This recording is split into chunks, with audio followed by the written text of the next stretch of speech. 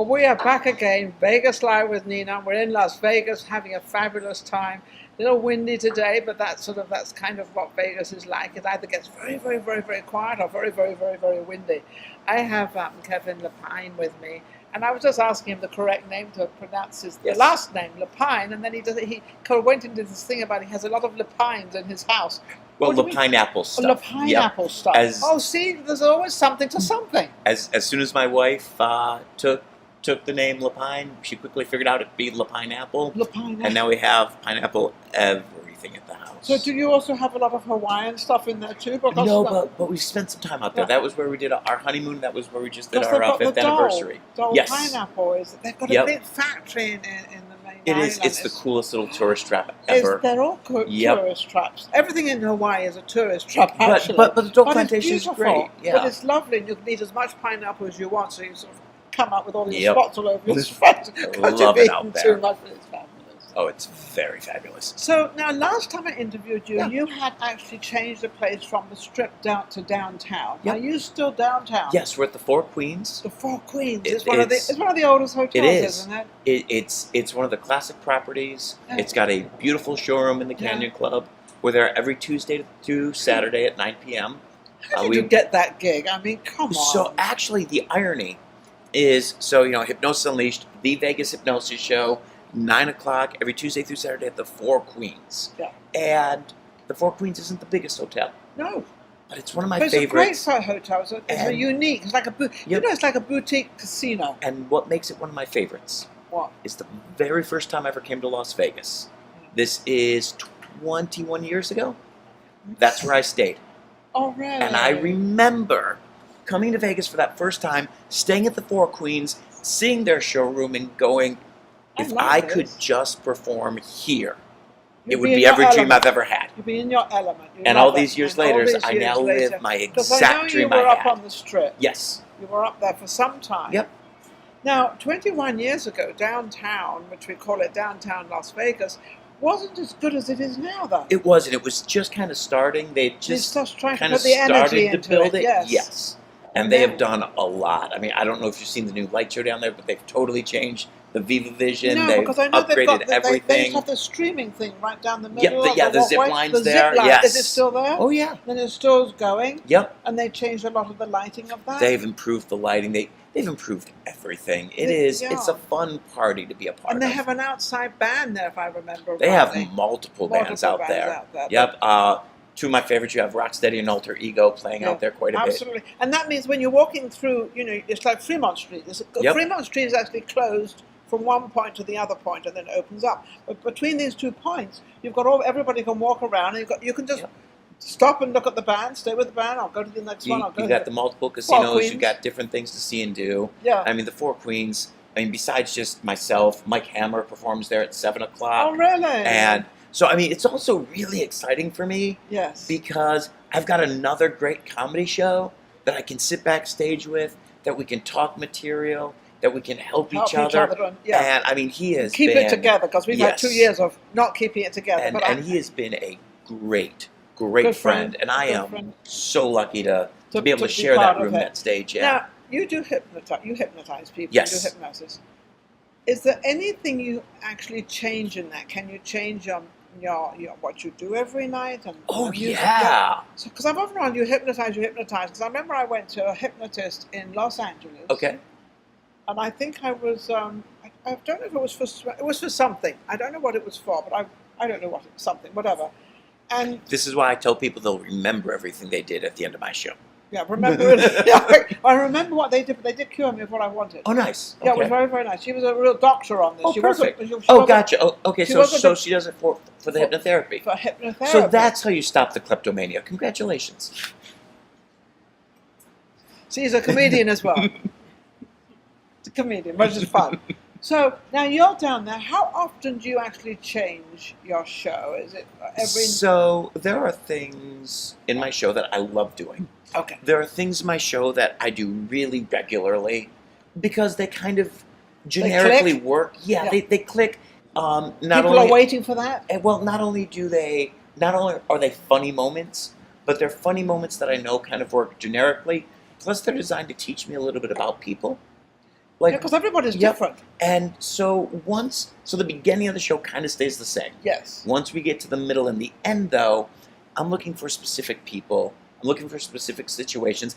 And sometimes somebody's personality will jump out in a way where I'm like, oh, wow, we're going to change some stuff, and we're going to keep exploring this moment. So you can change it for the moment with that particular person. Yes, because up there on stage, I'll have 4 or 5 really good people but their personalities are going to be different. Some are going to be really big and outgoing. Some are going to be a little bit quieter. Some are going to be very serious and nervous and all the, what are you going to do to But each one of those can have something really great with they bring a light in. Yes. It's like having different lights. We have pink, blue, green, all these different lights, and they're like different lights that all come in, and they've got their own personalities. Exactly. And when I can accent that and so if you volunteered, if I see your personality up there on stage, if I can accent your personality, I can make sure you're having fun, I can make sure you're having a good time, and I can make you look like an absolute superstar. Okay, well, and that's my goal with everybody. We're going to do, can you do a thing with me? Yes. Thing? Yep, in fact, I want to do something. So we were talking about this a little bit earlier. Yes. And I don't have the ones that we officially use on stage. No. But I do have a representation of something that anybody at home could make. You can make these however you want. This is a really simple version of a pendulum. And I know we've all seen the old, Hollywood thing, you're getting sleepy, which I've never understood because this is not relaxing or sleepy. No, I don't think so. This is dizzying. That's keeping you wide awake. Yeah. What's going on? But this actually came from something that kind of explains a little bit about what your mind does in hypnosis. But I do like this. Because, so here, what? I like it because it's got Vegas on there. It's is that the Queen's on there? No, this is one of the original Binion's horseshoe. That's a horseshoe? Yep, from... So my aunt, my grandmother actually lived in Vegas in the early 70s and was a waitress at Binion's. And so isn't that Binion's? Now Binion's that was downtown as well. Yep, and this is one of the old casino chips from when she was there. So I just kind of keep these as good luck. You could probably sell it and I get a good piece of money. Yeah, but I like the story better. I like the story. So just hold it in your thumb and finger. Okay, do I have to hold it? Hold it full length? Yep, just like that, and just look at it. And then on the count of 3, you're not going to consciously move it, but just think the words left and right. 1, 2, 3. Just stare at your pendulum and imagine it was swinging left and right, further and faster. Oh, look at this. And then on the count of 3, it'll change direction. It'll go back and forth from your nose to the wall. Just think back and forth. Back and forth. Towards and away. And it'll change again. Oh my goodness. Or an even easier one, just think of a circle. Think around. And now here's all that's happening. It's not that she has some amazing magic powers that she's moving it with her mind. Okay, yes you do. But what happens in this case is your subconscious knows you're focusing on something. And when your subconscious focuses on something, you don't feel your fingers move. But because your mind is thinking about it, it's creating that reaction. And you don't even feel your fingers moving the little bit it's moving it's going in a circle. To make it happen. You said make it go in a circle. And that's exactly how hypnosis works. It's your subconscious creating an action that you don't even realize is happening. Left and right. Mm-hmm. Excuse me, left and right means what? Well, it depends what you want to. Now, a lot of people, they can use this to make decisions. Okay. In fact, we actually sell a brain game at the show where there's a little board with left and right and back and forth. Holy shoot, it's in a hurry. And you can use it to make decisions. If, like one direction can mean yes, one direction can mean no. Look at this, I'm not doing anything. I'm literally not doing anything. As you think, even just holding it, because you think it's supposed to be doing something. Yes, your subconscious will make it do something. But I was thinking positive, so I was kind of thinking of a yes, and it was going yes and yes. Yeah. So it's yes and yes this way, or whatever you want. Whatever you want. Now the circle means that I'm undecided, or what I'm going to do is undecided. People use this to help them make decisions, to find out what they're really thinking. Do I want to do this? Do I not want to do this? How do I feel about this situation? And it's a fun way to tap into your subconscious to get those decisions. Question then. Yeah. My mother was a little bit into all this stuff. Okay.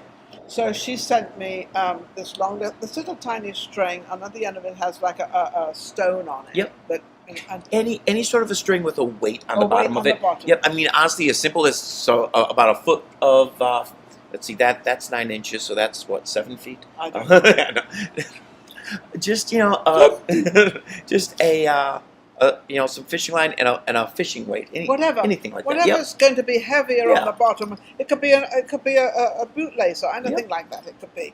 But anyway, she sent this. So I have these, and I don't know if it's a good place to have them. But I have a lamp that's got a little design on it and hook, and they're like next to me in bed. So sometimes when I'm thinking about something, I take it off, and then I think, let's see what's going on. Yeah. So is it good? Is it not good? It can be really good for that. Yeah. The other thing that it can be good for too is, especially talk about doing something like that before bed. There's a very relaxing thing to taking those breaths and just letting your subconscious take over, because your subconscious is where your dreaming and your REM comes from anyway. And if you're starting to bring that to the forefront, it's a really good way to fall asleep. Yeah. I don't have, touch wood, there's the wood.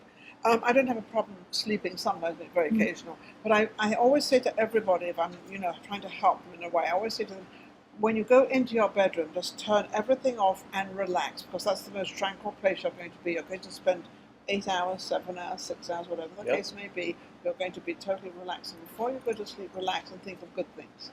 So that's why that is next to my bed, because I think of my mum, and I think of all, different things about her. And it's really funny though, since you brought this up, we'll quickly divert for a second. So one of the worst things you can do with insomnia is to stay in bed when you aren't feeling tired. Listen to this, because guys what out happens is you start associate being in bed with not being able to fall asleep. And so sometimes, like if you're suffering from insomnia, one of the best things that you can do is actually leave the bedroom for 30 minutes, 45 minutes, an hour. And come back. Yeah. And then as opposed to starting to look at the bedroom as punishment. Tossing and turning and always saying, I can't sleep, I can't sleep, I can't sleep. What can I do to get myself to sleep? I'll take sleeping pills, I'll do this, I'll do that. And sleeping pills are kind of the worst, I think. Anything that you become reliant on in that respect is usually not a good thing unless there's a medical reason for it. And I understand. But I know a lot of people take, sleeping pills and this pill and that pill to go to sleep, and I say, well, no, I personally wouldn't do that. I think it's much better to sort of, get yourself into a place where you're happy or thinking of something good, and you just fall off to sleep. It's like the television. You leave the television on. The only problem is an hour later you wake up because it's woken you up. Yeah, I'm not a fan of sleeping with noise like that. No, I don't like noise. No, I don't. Sometimes I've never been able to fall asleep watching TV. That's never worked for me. No, I like to be tranquil. But sometimes I take my computer with me to bed, but that's because I've got a couple of hours to work and I want to be in bed to do that. But I know that's not good either. It's not good. That's a bad habit, so I try to do as little as possible. So back to your show. So how's your show going? You've been down at the Four Queens for a long time. So we reopened in July. After lockdown, we opened July 9th, and it has been unbelievable. The crowd's been great. The support that we get from the Four Queens is wonderful. They take great care of us down there, and it's fun. The showroom's a really fun environment. Yes. Can the people sit as a group now? Oh, Everything's fine. Yep. And when you come in, you are supposed to wear your mask. Coming in wearing masks, and then you can take it off? There is of course a bar. So if you're drinking, you're allowed to have your mask down. When you volunteer, I recommend having your mask on stages because you are going to be sitting next to some different people. And it's not a matter of putting on mask on. It's a matter of you don't know where they are, where they've been, or what's happened. So it's just a matter of protection. And just a little bit of courtesy right now for strangers that you're going to be next to, in the same way that you would want them to extend some courtesy for you. Yeah. Now, how many people do you have on stage? What is it, 15? It generally depends. We'll get anywhere from 8 to 15 people to volunteer, usually keeping anywhere from about 5 to 8 people And with all these people, when you first start with them, you said, because you know people. Yes. So you look at all these people and you know who, like I do, I know roughly who my guests are because I don't pre-interview.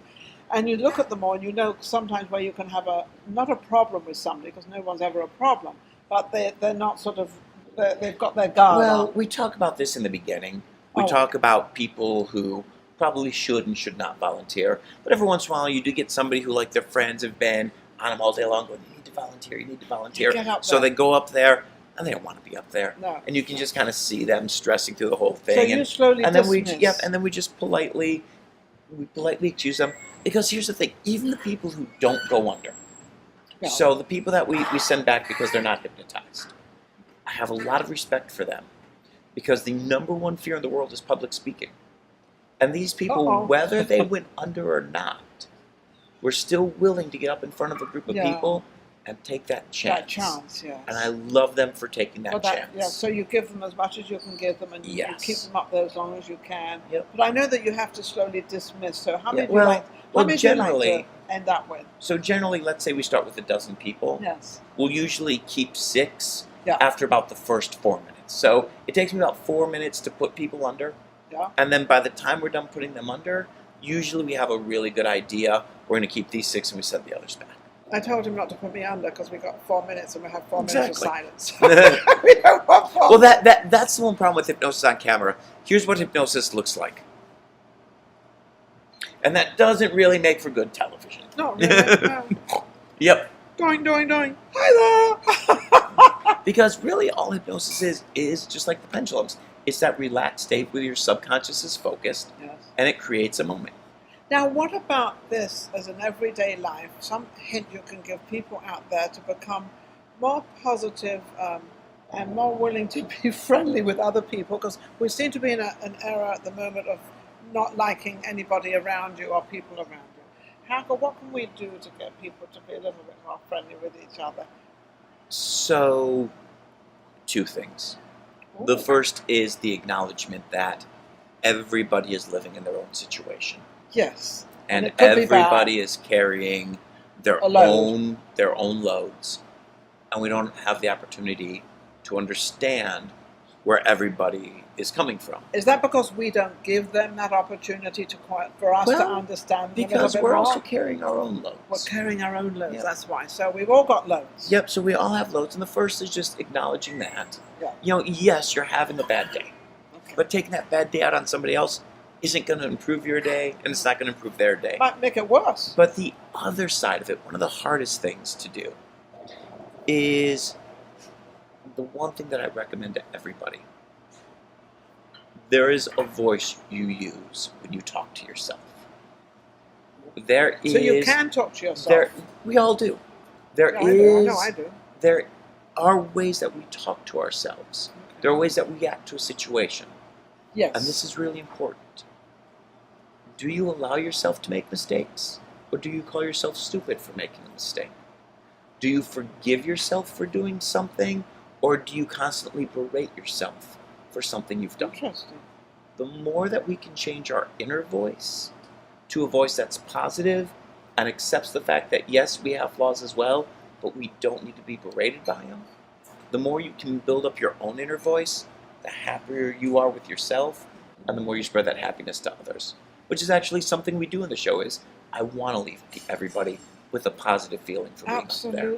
Absolutely. That's amazing. And I've kind of said this, like yourself. If you like yourself and you're happy with you, then you can help other people, or you can at least be friendly with them. Or just, even if you just, open a door for somebody and say hello or something, that also, doesn't that make you feel good?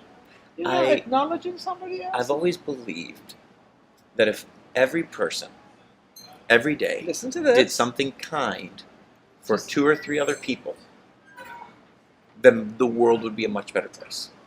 Okay. That didn't come from my lips. That came from your lips, Kevin. And, and it is so true. If we could think, and that's thinking positive instead of thinking negative. Yes. I've always been known as Miss Positive because I don't really go to that. I mean, obviously I have things that happen. But no, I don't really. I like to see what the situation is first, and could I have helped it, or can I rectify it, or whatever I can do with the problem. But we can usually rectify it. And sometimes I actually change. I actually change it occasionally from being positive, because people have used. This is going to sound really strange, and I'm sorry for taking it this way. People have used positivity to be very negative. Oh, yeah. Because they've used positivity to push people away. Yes, too much. Sometimes I've always believed that instead of just thinking positive, all the time, can you think compassionately? Yes, and there is a difference. Yep, total difference. Positive is passionately is really liking somebody. Positive is taking the negative out of it. Can I approach somebody with compassion? Can I approach them with kindness? Yeah. And can I offer them that? Yes. And that can be and very that can strong. be a very, very strong Yes. So we've learned an awful lot of what's going on and what's happening, and how you can improve your life. I definitely agree with you. Don't put yourself down. Yeah. If you make a mistake, we very rarely hear of something we do it right. Yep. We usually hear about how we do it wrong. But I've always thought that doing it wrong is a learning process. Yes. So you've learned not to do it that way, but you've learned, well, if I'd done it that way, I wouldn't be in this predicament. So I think it was Thomas Edison who said, I've succeeded once because I failed 99 other times.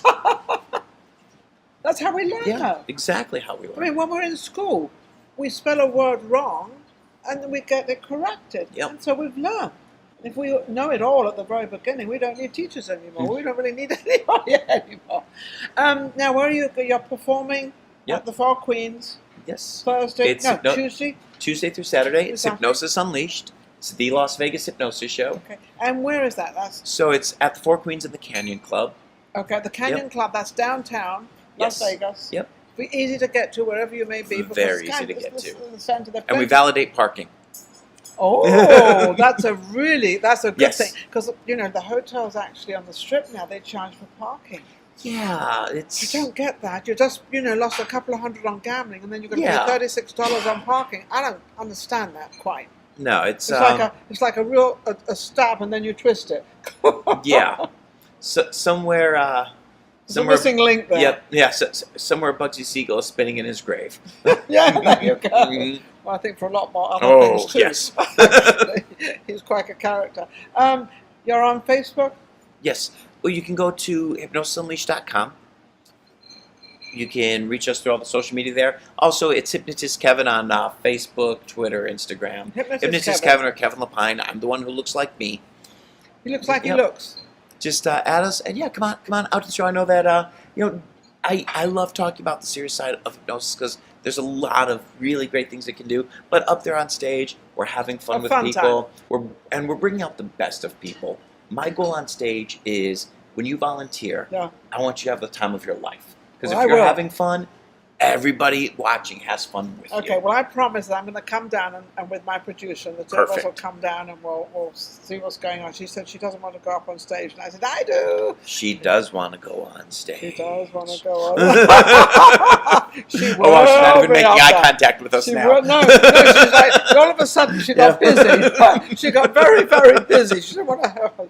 Thank you for watching Vegas Live with Ninon. I know we're going streaming, so we obviously know that none of this is... we're not editing anything or doing anything, so whatever comes out of our mouths is what comes out. It's the truth, it's honest, and it's wonderful. So we're sorry. We're going to learn something. Exactly. Learn something from our mistakes. Not to do what we do. Anyway, don't forget to go to YouTube and to subscribe, and don't forget to join. We've got memberships and joining and all that wonderful stuff, and we're going to be right back with our next guest. Take care. Thank you so much.